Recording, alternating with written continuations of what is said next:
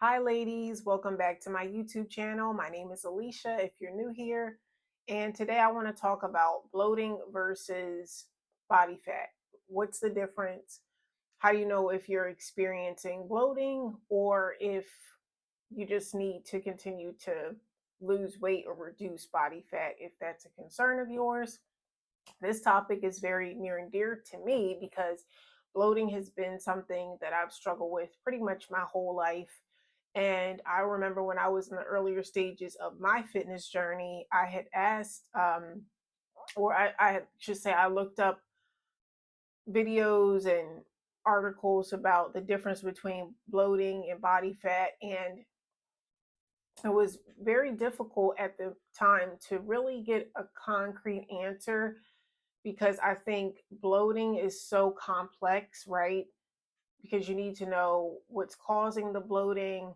Um, and I think, bloating can be in the abdominal area, but also in other parts of the body where you could just kind of experience inflammation or swelling. So there's many like different aspects to it. And it made it very challenging for me to recognize my progress at times because if you're bloated for multiple days, or which can occur, right? If you're bloated for a long amount of time, then you're kind of wondering, like, am I gaining weight or am I crazy? Because I thought my stomach was flatter last week. What happened, right? So, with that being said, let's just kind of chat about that. So, I'm assuming if you're watching this video, it's probably because you're experiencing bloating or you have this same question. Am I fat or am I bloated? Right? What's the difference?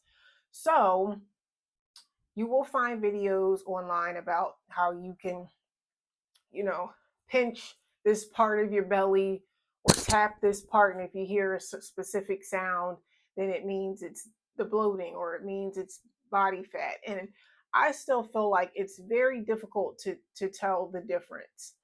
And I can even compare from when it was a body fat issue to bloating, like what the difference was. And I feel like there were a lot of similarities there. So a good tell all it would be, it's probably a bloating issue if you're experiencing gas and constipation, right? So if you're passing gas a lot, if you're not consistently having bowel movements, if you have this like heavy feeling in the stomach, right? That indicates that there's something going on in the digestive system that's just not right.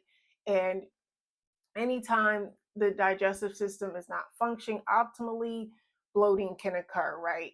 So when that's the issue, then you're going to want to focus on uh, repairing that your digestive system, right? And towards the end of this video, I'll give you some tips on things I would recommend you could implement in your daily routine to reduce your chances of experiencing constipation and gas.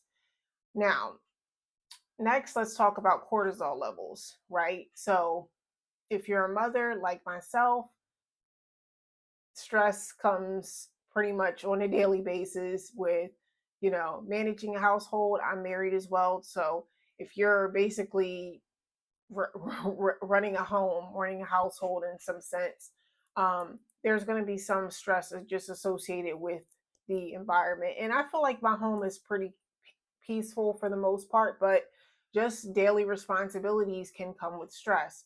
So when your cortisol levels are high, maybe you have a high stress job, or some of the relationships that you have in your life bring stress to you. Those can all contribute to your cortisol levels rising. And when that occurs, it can cause inflammation throughout the body. Sometimes people will have what they call cortisol face, where your face is swollen, or different parts of the body are swollen, or cortisol belly. That's something I experienced heavily. It's really scary actually, because you will just see your belly swell up almost like you're 6 months pregnant and you're like, what the heck is happening right now? So that's something to keep in mind too, because I would say cortisol belly, or if it's a cortisol issue, that tends to have a more firmer um, touch to it, right? So if you have cortisol belly, it tends to be a harder, rounder look than what bloating or what body fat would look like. And, body fat comes in different ways, of course, but for myself, that's what it tends to look like. But that's definitely something you want to keep under control if weight loss is your goal, or if you're on a fitness journey. You really want to make sure you're taking care of those cortisol levels. And that can even come with just doing self care weekly, as you're working out, right? Because you're working your body, you're lifting weights, you're doing cardio, right, multiple times a week. So doing like Epsom salt baths, just spending time with yourself, loving on yourself, that's going to be important to monitor those cortisol levels. Another thing would be dehydration. So for dehydration, this is a huge one, and it actually became more important to me, or I shouldn't say became more important. The dehydration thing became more apparent to me since I had my son, because I'm still nursing him actually, but I've been nursing him since the day he was born, and he's 3 now. So if you are a mama and you nursed your children, or maybe you are nursing now, you know that it's very hard to stay hydrated when you're nursing, because you know, um, the child that you're nursing is taking a lot of fluid from you. So it's really important to just make sure you're drinking as much water and electrolytes as possible to keep yourself hydrated. Now, I just bought this half a gallon jug from Amazon. It's very well designed, very sturdy. It wasn't too expensive. I think I spent less than $30 on it, and like I said, it's half a gallon. So I know if I drink 2 of these a day, then I've taken in at least a gallon of water, which is my goal. So making sure that you're hydrated is really important, because if you are dehydrated, it can cause some issues within the digestive system, right? Where things are not flowing as optimally as they could be. And then, of course, that can in turn cause constipation, gas, and then bloating, right? So staying hydrated, very important. Another thing would be gut imbalance. And by that, I mean, you want to make sure that if you're having any issues with digesting your food, maybe implementing probiotics would be helpful. That's something that I do. And basically, you want to make sure that the good bacteria and the bad bacteria are balanced, right? Because if you have too much bad bacteria, not enough good bacteria, that can cause a lot of issues with just being able to digest your food, and that can slow down digestion, which of course can result in constipation, gas, bloating. So that's another thing that's really important. Making sure that you are eating enough leafy greens, that's going to contribute to a good, proper gut health as well. And so, in conclusion, I feel like this is something that really needs to be discussed for the fitness girls, because if you are experiencing bloating, right, gas, constipation, any digestive issues, it really can impact your energy levels. And when you're going to the gym, you want to perform as much as you can. You want to give it your all. And it's very difficult to perform when you're uncomfortable and you're bloated and you're gassy. It's just really, it's like an extra weight on your back that you could experience a better workout if you didn't have to deal with that. So I would really prioritize making sure that your digestive system is being properly supported during your journey.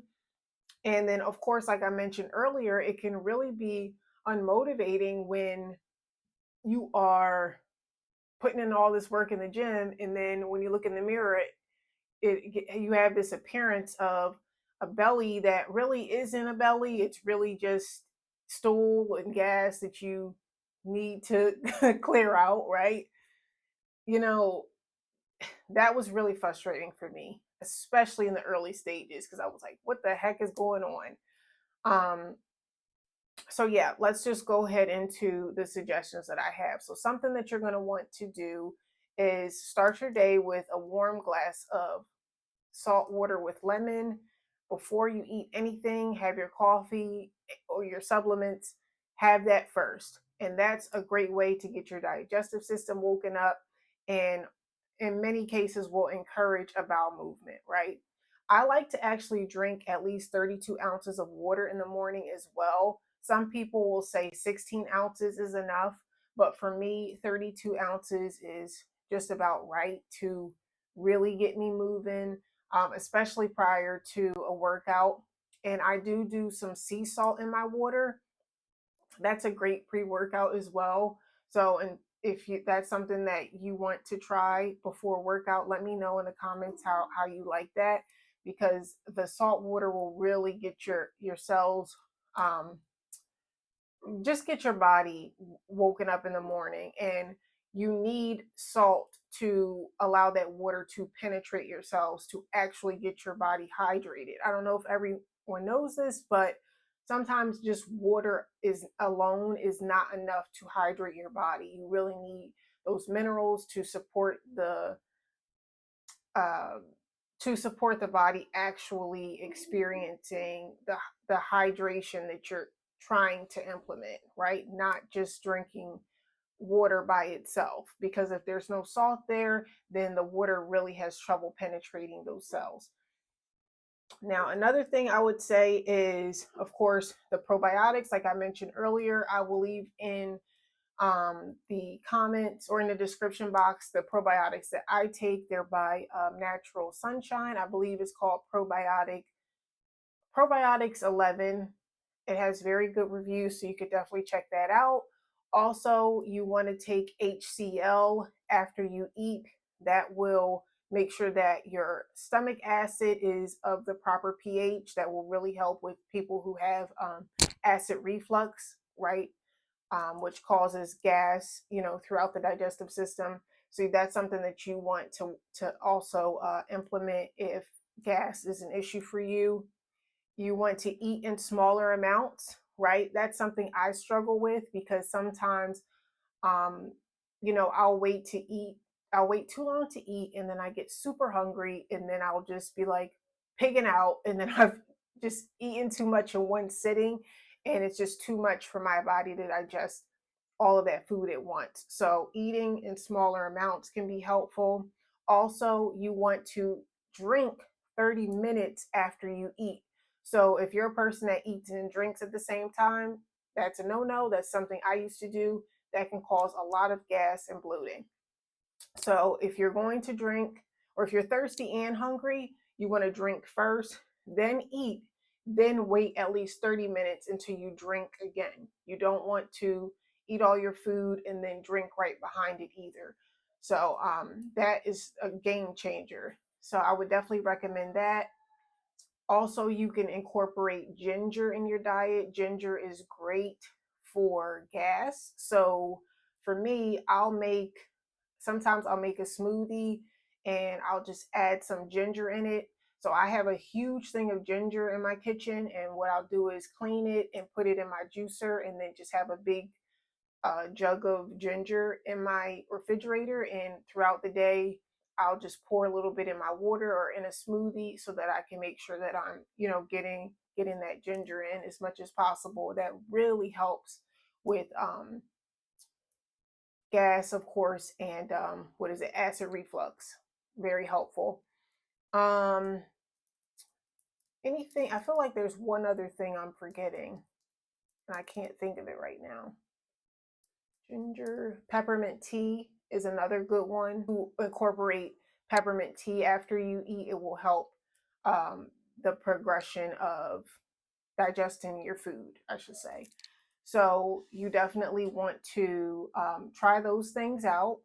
Those are all of the things that I have implemented in my daily routine. And this is coming from a girl who has struggled with this for years. So I can say for certain that it has been a game changer for me. So let me know what you ladies think about this. If you have any questions, feel free to comment below and let me know how these tips help you once you start incorporating them into your daily routine. So I'll see you ladies in the next video.